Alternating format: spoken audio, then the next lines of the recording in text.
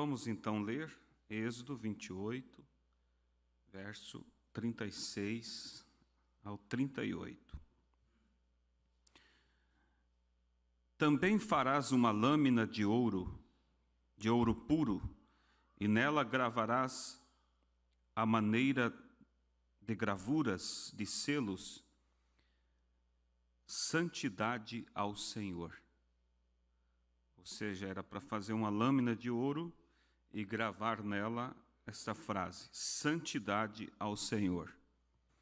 E atá-la-ás com um cordão de azul, de maneira que esteja na mitra, sobre a frente da mitra estará.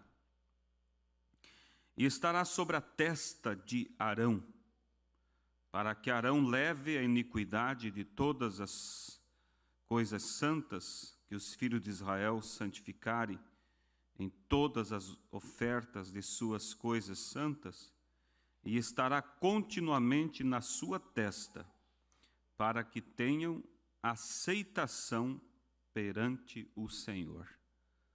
Podeis assentar.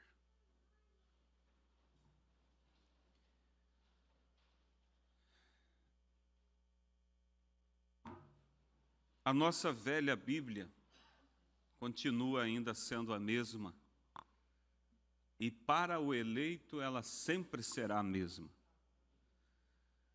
Os velhos preceitos, doutrinas, eles nunca mudarão no coração de um verdadeiro crente, de uma verdadeira cristã.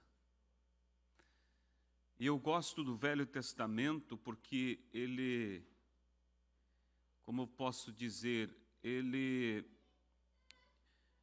consegue alinhar a mira para nós acertar melhor o alvo, porque ele conduz ao real por sombras e tipos. Por isso, uma arma, quem já atirou, mesmo quem não atirou e a conhece, você sabe que ela tem duas miras. Ali na espingarda tem uma mira atrás e uma na ponta do cano. E para acertar o alvo é necessário as duas. O atirador ele vai alinhar a mira de trás com a mira da frente, e o alvo será atingido. E nós sabemos que a Bíblia ela tem essas duas miras. Ela tem o Velho Testamento, que é alinhado ao Novo, e você sempre acertará o alvo. E no que diz aquilo que estava mais em mistérios, e que não se podia compreender mesmo com o Velho e o Novo Testamento, Deus nos deu agora também a mensagem do nosso profeta. E você observa que você não entende a mensagem, num certo sentido, pela Bíblia, mas você entende a Bíblia pela mensagem. Porque a mensagem veio exatamente para isso, para explicar a Bíblia, para revelar os mistérios da Bíblia. Apocalipse 10. E na voz do sétimo anjo se cumprirá o segredo de Deus. Daniel capítulo 12. Depois de Daniel ver todas aquelas visões, quem já leu o livro de Daniel, você vê que o livro de Daniel é como fosse o Apocalipse do Velho Testamento. É um livro de símbolos, assim como Apocalipse é. E no finalzinho do livro, Daniel disse: meu Senhor, eu não entendo. E ele disse: sela essa profecia, porque não é para agora, é para o tempo do fim. E no tempo do fim, Deus enviou o nosso profeta com uma mensagem que tornou essa mira. E aí você olha através da mensagem lá na mira de Daniel e você acerta o alvo. Lá na mira do Apocalipse, de qualquer tipo e sombras do Velho Testamento, e você acerta o alvo, como diz, na mosca. Por isso, nós lemos e cremos na mensagem, porque ela não é uma nova Bíblia, mas ela veio para abrir a Bíblia. Porque Pedro disse que a palavra do Senhor não é de particular interpretação, e nenhum homem pode interpretá-la. Por isso que tanta confusão surge por aí, por homens tentando interpretar as Escrituras. Mas Amós capítulo 3, verso 7, nos diz que somente os seus profetas teriam, a palavra do Senhor seria revelada somente aos seus servos, os profetas. Amém? E você está agradecido a Deus por Deus ter enviado esse profeta? E cabe aqui também uma pequena colocação: o profeta, não os profetas agora, porque nós estamos na última era e Deus nunca envia para o mesmo tempo dois mensageiros. É um mensageiro, um profeta, e não haverá outra era e não haverá outro profeta. Deus já enviou o profeta, o mensageiro. Pode existir no corpo da igreja pessoas com dom de profecia, mas não profeta. Se alguém te citar alguém como um profeta que deve ser crido nele e que a palavra dele vai preparar para o rapto, é falso. É falso esse ensino, porque a única mensagem que prepara para o rapto é a do profeta, o sétimo anjo. Amém? Então, pode alguém, claro, ter um dom de profecia, e o que prova que alguém tem o dom de profecia é a própria profecia se cumprindo. Mas aquilo não o faz um mensageiro sobre a igreja. Amém? Nós temos o quintuplo de Efésios, são ministérios para aperfeiçoamento da igreja, mas profeta mensageiro só há um e não há espaço para outro. E você vai ver isso o profeta dizendo e afirmando com muita categoria, que não há outra era, não há outro profeta. Louvado seja Deus. Mas esse não é o nosso tema. O meu tema é santidade ao Senhor. Se há uma coisa, irmãos, que Deus espera ver em mim, em você, na igreja, é santidade. Sem a qual, a Bíblia diz, ninguém verá Deus. Ninguém verá Deus sem essa perfeição, essa santidade. Agora, eu sei que de mim mesmo eu não posso produzir santidade ao nível de passar pelo teste de Deus. Mas a santidade de Cristo é que me representa perante Ele.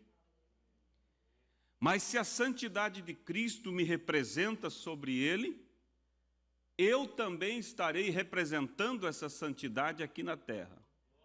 Porque a santidade de Cristo, ela não está escondida, ela está produzindo frutos através de cada um de nós.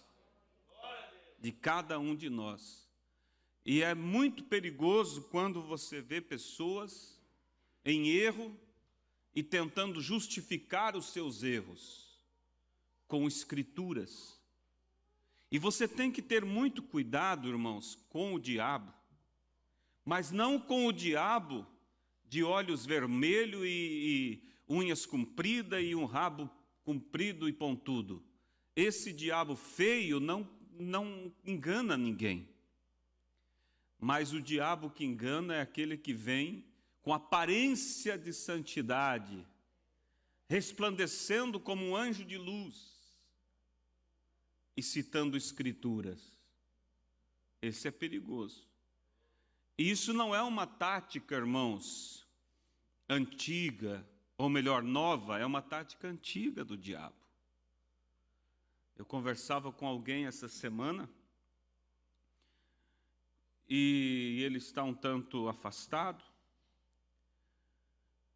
E outro dia ele queria falar comigo e acabou passando, e então depois conversamos. E ele estava perturbado com uma escritura. Agora, tudo que te perturba não provém de Deus. Mas a escritura é de Deus, mas quem a citou ela de uma forma distorcida, deslocada, mal interpretada, por isso que causa perturbação. E a escritura era que o céu não é para quem corre, não é para aqueles que correm, mas é para aqueles que Deus se compadece. E aí ele disse, e eu penso, de que adianta eu correr, me esforçar, se Deus não se compadecer de mim? Eu disse, o que nós devemos fazer é nunca tomar uma escritura isolada, porque essa é a velha tática do diabo. É você tomar todo o conselho de Deus, todo o contexto, e você vai entender então a palavra de Deus. Quando o diabo tentou Jesus, ele veio com uma palavra isolada, ele veio citando a Bíblia. Está escrito que a teus anjos daria a ordem a teu respeito, e eles te segurariam em sua mão, e você não tropeçaria em pedra alguma. Pula daqui lá embaixo, e nenhum mal te sucederá. Jesus poderia dizer, sai-te, Satanás. Você está diante de Deus. Quem é você para tentar o Deus vivo? E o diabo teria que sair como um vapor que desaparece. Mas não iria servir esse exemplo para mim. Porque eu não sou Deus para fazer o diabo desaparecer. Mas Deus, na pessoa de Jesus Cristo, o venceu como homem, usando a arma que ele proporcionou para o homem, a Bíblia. Porque o diabo citou uma escritura, mas essa escritura estava mal interpretada, deslocada, não era para aquele assunto que ela servia. E Jesus repreendeu o diabo citando outra escritura. Mas também está escrito, Satanás, não tentarás o Senhor teu Deus. Se eu pular daqui, eu estou tentando a Deus. Então, quando o diabo te cita uma escritura, você deve tomar todo o conselho. E aí você, olha, não é por força nem por violência. Não é para aqueles que correm, não é para aqueles que querem ou correm, mas para aqueles que Deus se compadece. Toma as demais escrituras e você vai ver que a Bíblia diz que ele se compadeceu do homem e que ele não quer que ninguém se perca. Sendo assim, então, ele já se compadeceu de mim. Toma a escritura que diz, de forma alguma lançarei fora aqueles que a mim vierem. E você vai entender que realmente não é para quem quer ou para quem corre que vai conquistar do seu jeito ou da sua maneira, ou com a sua força. É isso que Jesus está dizendo. Mas é para aqueles que ele se compadece. Quer dizer, não é pelo teu esforço próprio, para dizer, eu corri, eu quis e eu consegui. Não, não é. É para aqueles que ele se compadece. Mas será que ele se compadeceu de mim? Olha para as Escrituras. Ele se compadeceu quando ele chegou, subiu no monte e olhou para Israel e chorou e disse, ó Jerusalém, Jerusalém, quem me dera que vocês tivessem me ouvido. Eu iria acolher vocês como a galinha acolhe seus pintainhos. Ali ele estava compadecido por Anás, por Caifás, por todos eles. Mas eles não aceitaram, por isso que não foram alcançados. Entende? Então nós devemos tomar sempre todo o conselho de Deus, para nós poder ter uma visão completa do assunto. E quando olhamos a Bíblia dizendo que os justos herdarão a terra, que devemos ser igual a Deus, que Ele exige santidade igual a Deus, sede santo como vosso Pai que está no céu é santo. Aí você observa que essa santidade é possível através do sacrifício de Cristo. Ele me representando. E nós vemos, irmãos, aqui na mensagem, as águas da separação. Eu quero caminhar um pouquinho pela mensagem. Você vai observar que lá no Velho Testamento era sacrificada uma bezerra vermelha. E ela era queimada fora do arraial, diante do sacerdote. E as cinzas daquela bezerra eram juntadas e ela era misturada ali com água para fazer as águas da separação. Com essas águas feitas com a cinza, era aspergido o pecador, para que ele fosse purificado, para que ele tivesse o direito de entrar e adorar a Deus. Ele não poderia, sua adoração não poderia ser recebida se ele não passasse pelas águas da separação. Vocês estão me entendendo? E essa bezerra significava o quê? O que os irmãos acham? Levante a mão quem acha. Você sabe que Cristo ele é tipificado no cordeiro. Mas esta bezerra tipificava quem? Alguém poderia responder?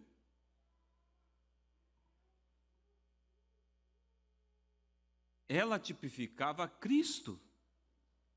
Mas Cristo é o cordeiro. Cristo é macho, não fêmea.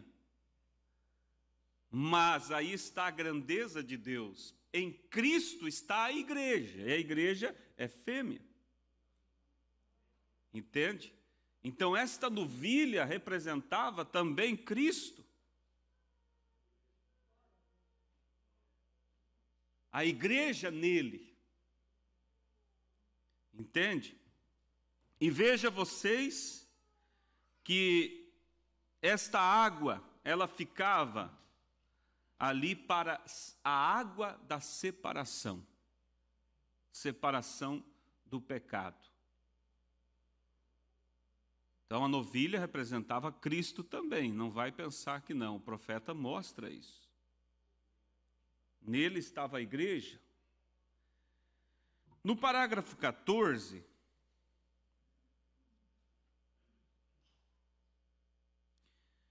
uma noite antes de eu partir, eu quero falar sobre demonologia, a minha familiaridade pessoal com isto, para que vocês entendam.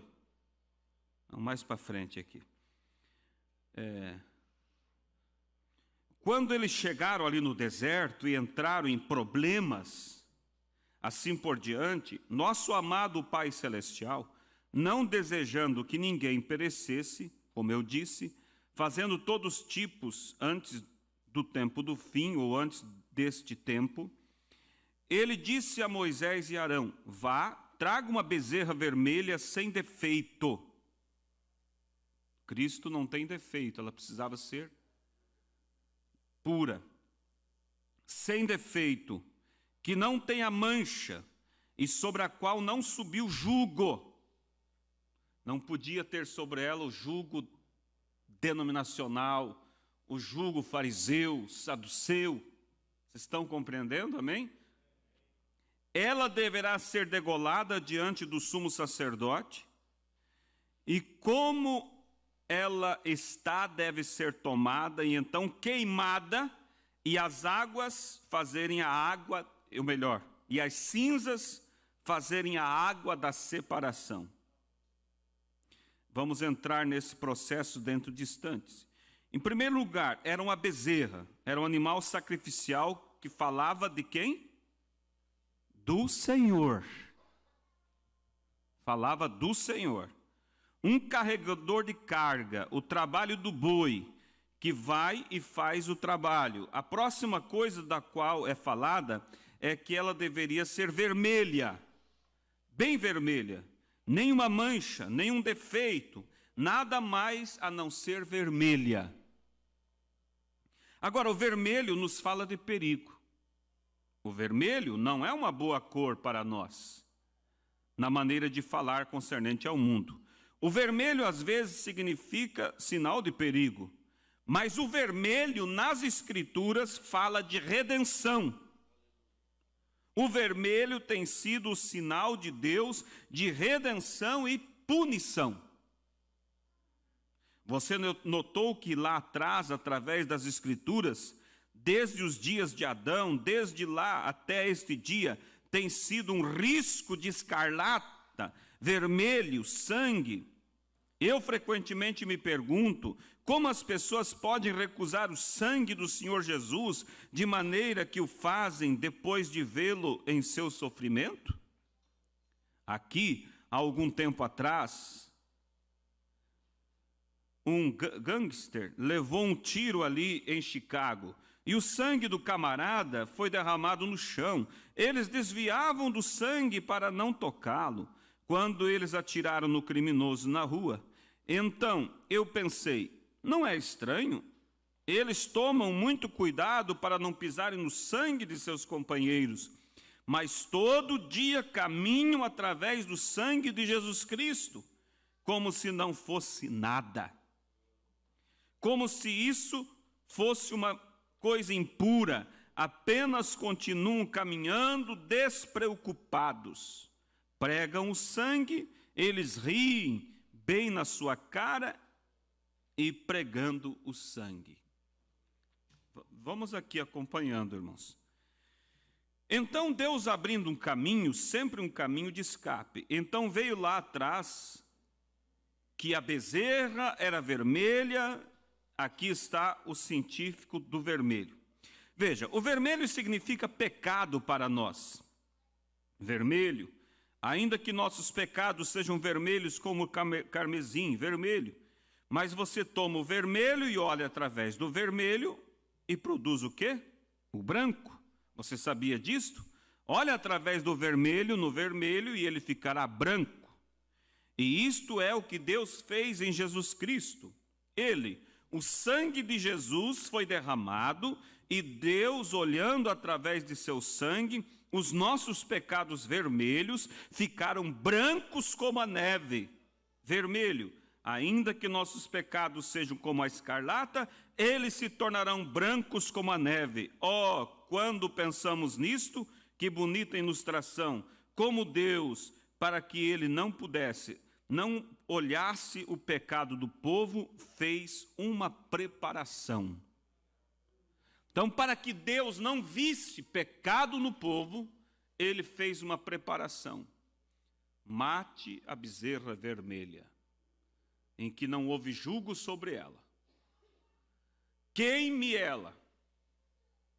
Tome de sua cinza, misture com água.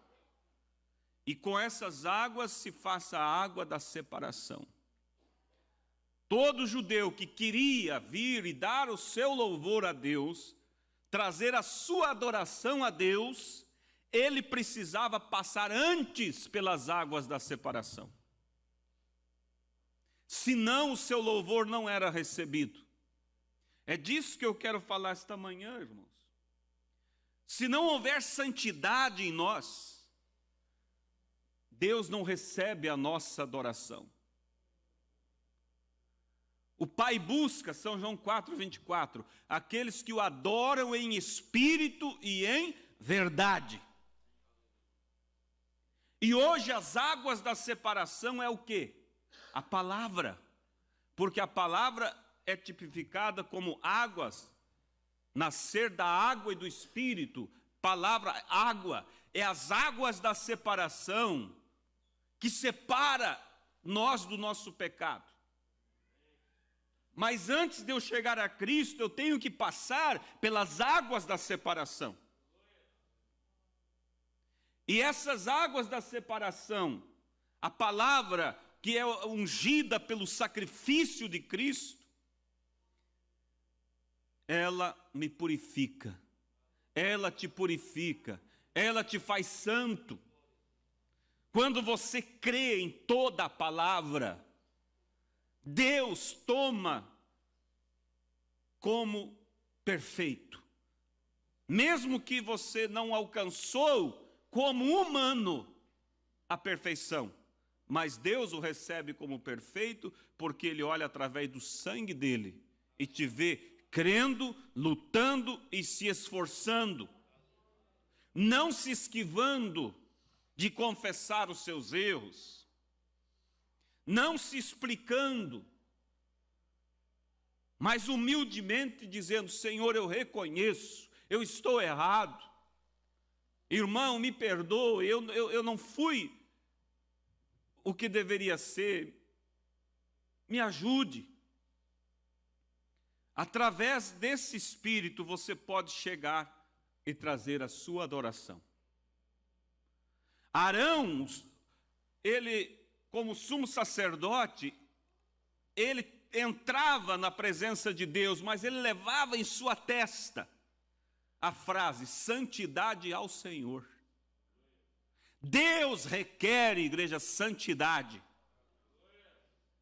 Desde o irmão até o diácono, o cantor, o músico, o pastor, muito mais Deus requer dos ministros, que são exemplo para o rebanho. E devem eles levar em suas testas santidade ao Senhor, com seus atos, seus feitos, suas atitudes.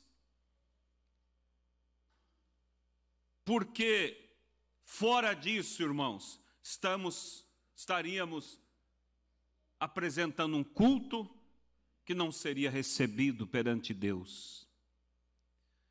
Fora disso, é um ajuntamento de homens, aonde não desce, ou melhor, não sobe a fumaça do sacrifício, não sobe, como não subiu a fumaça do sacrifício de Caim, porque foi feito fora da palavra. Ao invés de subir, baixou aquela fumaça.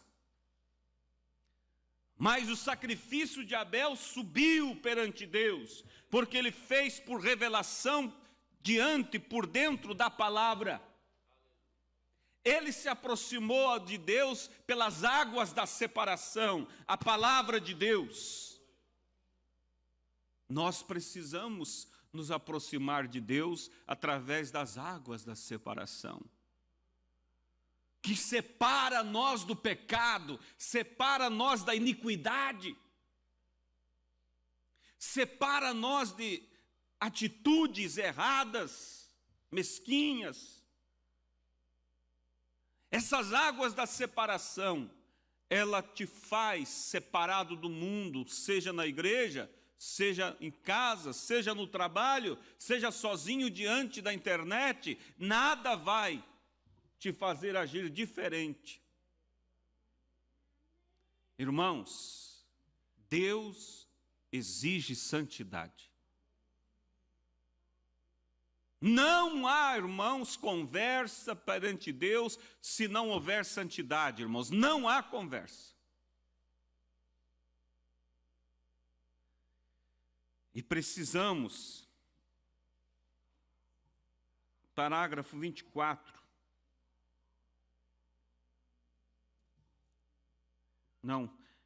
Parágrafo 24. Então eu notei a bezerra vermelha, como ele disse que ela deveria ser, sobre a qual jugo não subiu. Se você notar como ela representou Jesus. Se alguém estava com dúvida ainda que ela representa Jesus, profeta esclarece melhor aqui. Quando ele veio, melhor. Então eu notei a bezerra vermelha, como ele disse que ela deveria ser, sobre a qual jugo não subiu, se você notar como ela representou Jesus.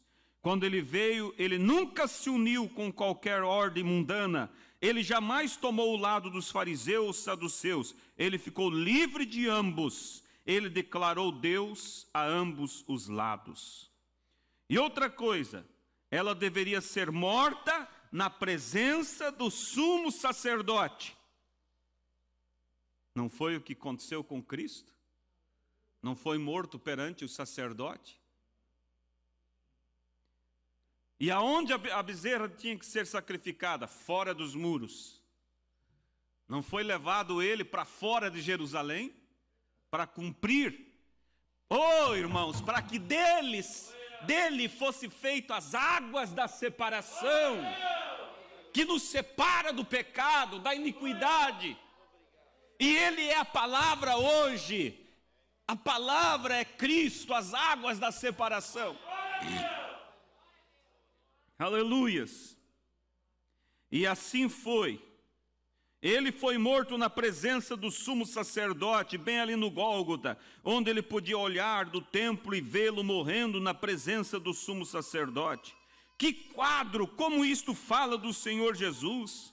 E então, quando eles deveriam passar o dedo no sangue, e mais, irmãos, eles queimavam ela, mas também tomavam do sangue e aspergiam 7 listras. Que tipo perfeito! 7 listras, 7 eras. Falando das 7 eras da igreja, que somente poderiam passar os santos de cada era através do sangue. Sem sangue não há santificação. Olha, e com o dedo eles deveriam passar o sangue, do sangue e fazer 7 listras na porta, bem na porta da congregação, para que ninguém entrasse pela porta sem que reconhecesse que algo foi morto diante deles.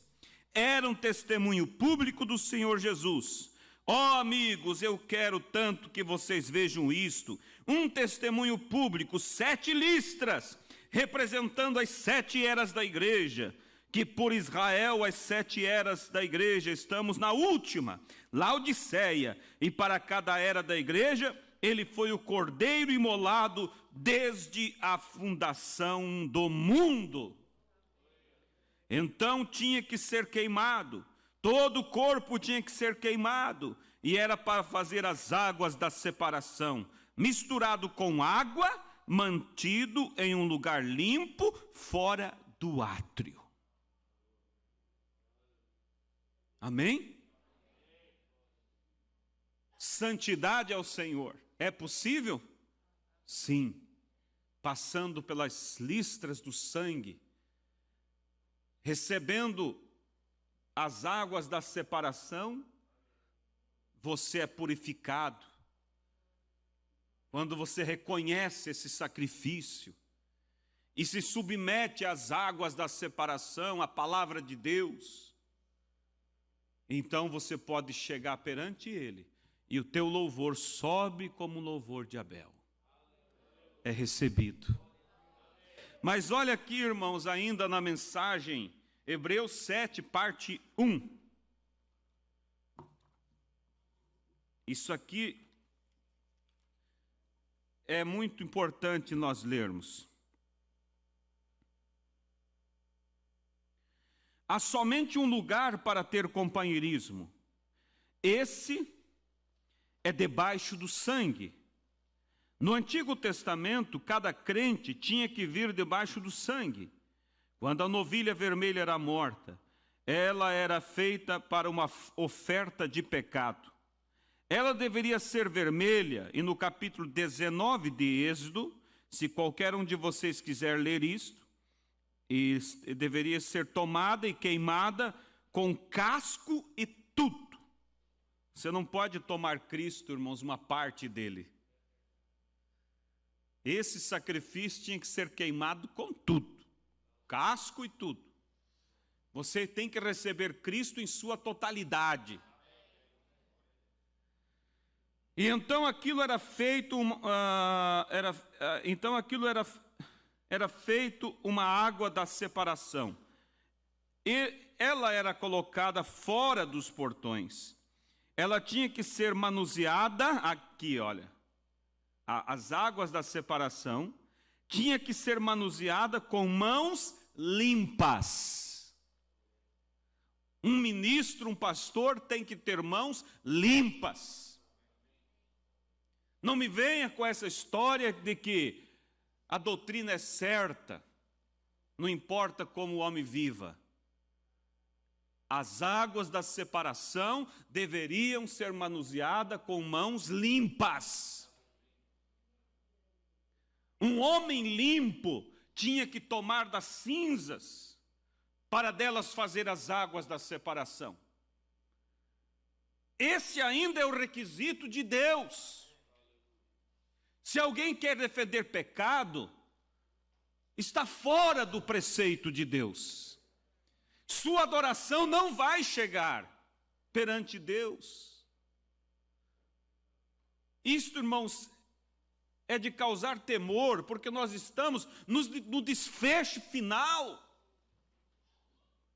E nós precisamos, eu creio que uma ovelha, ela precisa estar, vamos dizer, ter no seu coração o sentimento de que eu quero a ajuda do ministério, mas eu não quero o apoio ao meu erro.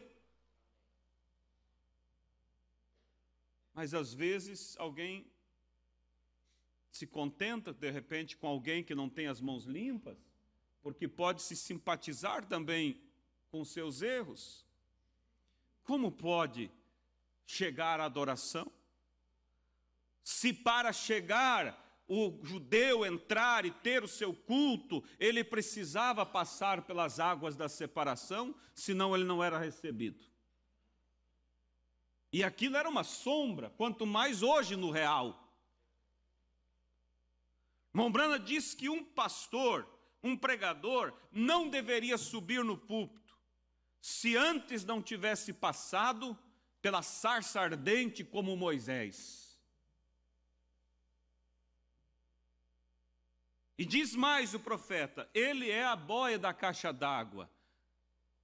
O que a boia faz? Ela mantém o nível da água. Você não vai ter a água acima da boia. Você não vai ter uma igreja acima do nível do pastor. Mas Deus tem homens limpos. Deus tem homens corretos, que estão parados diante do povo, aspergindo as águas da separação, para que as pessoas possam entrar no santuário e adorar a Deus, e ter a sua adoração recebida. Aleluias! Nós somos gratos a Deus.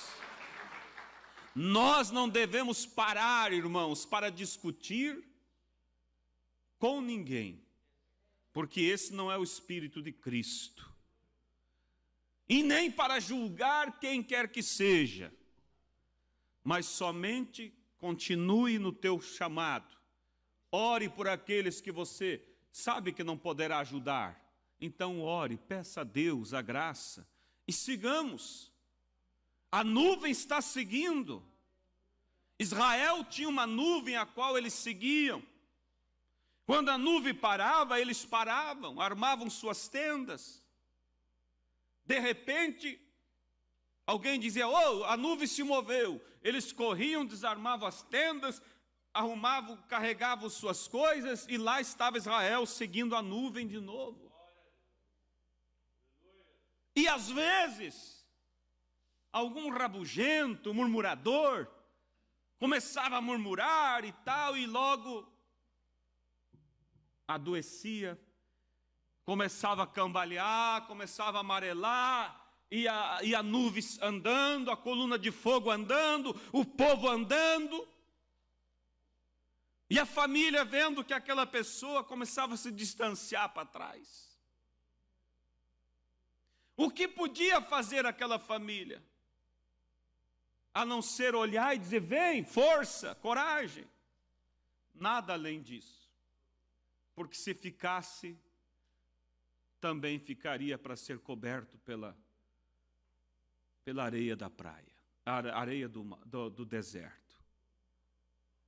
Uns iam caindo, mas uns se mantiveram de pé. Eu quero estar entre esses, você também.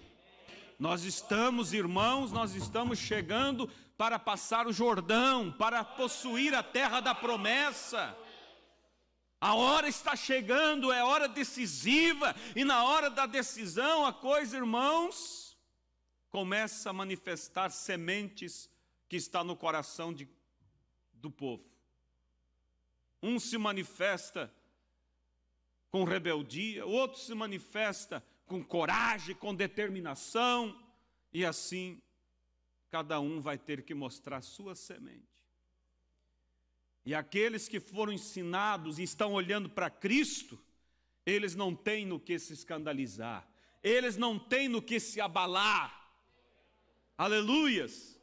E você tem um pastor aqui, você tem um ministério para seguir, não precisa você ficar querendo saber sobre o que aconteceu com fulano, sobre isso. Não, irmãos, olhe para Cristo. Vocês lembram que a Bíblia diz, pense vocês, irmãos, 2 milhões de judeus. Entre eles havia incrédulos, a Bíblia diz que era uma multidão mista. Pensa, irmão, encrenca entre mulheres, encrenca entre homens, encrenca entre famílias. E a Bíblia diz que havia muito barulho no arraial de Israel. Mas você sabe o que a Bíblia diz sobre Moisés? Ele armava sua tenda longe do barulho, perto da arca, perto da presença de Deus. Se a Moisés não fizesse isso, ele teria enlouquecido. Ele armava sua tenda perto de Deus e longe do barulho. É momento, igreja, escute isso. Você pela internet, é momento de armar a sua tenda perto de Deus, longe de todo barulho. Não queira saber o que está acontecendo fora. Procure saber de você. Amém? O sangue desta novilha, ela era colocada fora dos portões, ela tinha que ser manuseada com mãos limpas, santidade ao Senhor. O sangue desta novilha ia diante da congregação e lançada 7 vezes para cima sobre a porta. E agora, toda pessoa impura, caminhando, devia primeiro reconhecer e ver aquele sangue e compreender que somente havia companheirismo debaixo do sangue. Esse era o único lugar que o adorador podia, na verdade, louvar oficialmente, debaixo do sangue. Então, a primeira coisa que ele tinha que fazer, antes que ele pudesse vir debaixo do sangue, tinha que haver esta água da separação. Antes de você vir para a tua adoração, passe pelas águas da separação. Espargida sobre ele, e o impuro era purificado. E eles pegavam a água da separação e aspergiam sobre o caminhante e o separavam de seus pecados. E então ele andava debaixo destas 7 listras de sangue e tinha companheirismo com os demais crentes na presença de Deus. Há somente uma maneira de fazê-lo, não por apertar as mãos, não por se unir à igreja, não por batismos, não por emoções, não por caminhar até as águas, não por caminhar até as águas da separação e por fé colocar as mãos sobre a cabeça. Melhor, não por apertar as mãos, não por se unir à igreja, não por batismo, não por emoções, mas por caminhar até as águas da separação e por fé colocar as mãos sobre a cabeça de Jesus e dizer: eu sou um pecador e tu morreste em meu lugar. e alguma coisa em mim me diz que tu me perdoarás de meus pecados e eu te aceito como meu Salvador pessoal agora. Andar debaixo do sangue ali e ter companheirismo com os filhos de Deus. É isso, comer o pão e beber o vinho e ter companheirismo com a igreja. Amém? Aleluias. Você está caminhando para esse propósito, estar debaixo, ter passado por essas águas da separação. Ainda mais um pouquinho aqui, ó. Não é ele maravilhoso? Ele não é bom? Agora isto pode parecer estranho para você, amigo, mas o quê? Por que eu fico de pé aqui e digo estas coisas? Eu as diria para tentar fazer a mim mesmo diferente de alguma outra pessoa? Se eu o faço, então eu preciso me arrepender. Eu estou dizendo isto porque Deus disse isso. Porque isso é a palavra de Deus. E ouça, está chegando a hora e agora é, quando as pessoas estão indo do leste ao oeste, tentando encontrar a palavra de Deus e não pode encontrá-la. Quando você entra numa reunião, a primeira coisa que você faz, você entra ali e tem uma porção de línguas e interpretações. E alguém se levanta e continua citando a Escritura, e isso é carnal. Absolutamente. Deus disse para não usarmos de interpretação vãs. E o que me diz dele? Se ele escreveu isso uma vez, creia nisso. Ele não tem que dizer isso outra vez. Línguas e interpretações estão corretas, mas isso tem que ser uma mensagem direta para a igreja ou para alguém, não simplesmente carnal e coisas desse tipo. Então você segue em frente em todas essas outras coisas. E aí o profeta segue falando, irmãos. Então, irmãos, é um tempo decisivo, é um tempo final. E Deus, irmãos, não mudou. Deus é santo. Deus é santo. Sua casa deve ser santa, consagrada a Deus. Seu carro deve ser santo, consagrado a Deus. Seus aparelhos, o que você ouve? Porque Deus é santo. Ele não habita com a impureza. Ele não habita fora da sua natureza. E Ele proporcionou, irmãos, isso que nos conforta. Se Ele pedisse para nós santidade e não proporcionasse o meio, o que faríamos nós? Se a nossa justiça é trapo de imundícia. Mas Ele proporcionou as águas da separação. Lá no Velho Testamento, era feito com as cinzas da novilha. E aqui no Novo Testamento, é através do sangue de Cristo que unge esta palavra e faz dela as águas da separação. A palavra nos corrige, a palavra nos separa do pecado. E você vem pelas águas da separação, você vem por as 7 listras de sangue e você pode chegar ao santuário e então trazer a sua adoração. Vamos nos colocar de pé, irmãos. Eu espero que você tenha sido abençoado. Eu espero que você seja um batalhador pela santidade, na sua casa, no seu lar. Converse com a esposa. Não briga, não faz escândalo, mas conversem com os filhos. Vamos santificar a nossa casa. Vamos parar com essas programações que não são corretas. Vamos parar também de ficar querendo saber o que acontece com esse ou aquele outro. Vamos cuidar de nós. Vamos olhar para o sangue de Cristo. Vamos olhar para o Calvário. É isso. É individual, irmãos. Deus pede pede santidade. Se você está olhando para o homem, você pode se decepcionar. Mas se você está olhando para Cristo, se você está vindo por esta via das águas da separação, do sacrifício de Cristo, você só tem a ganhar. Você só tem a alcançar, irmãos, uma perfeita adoração perante Deus.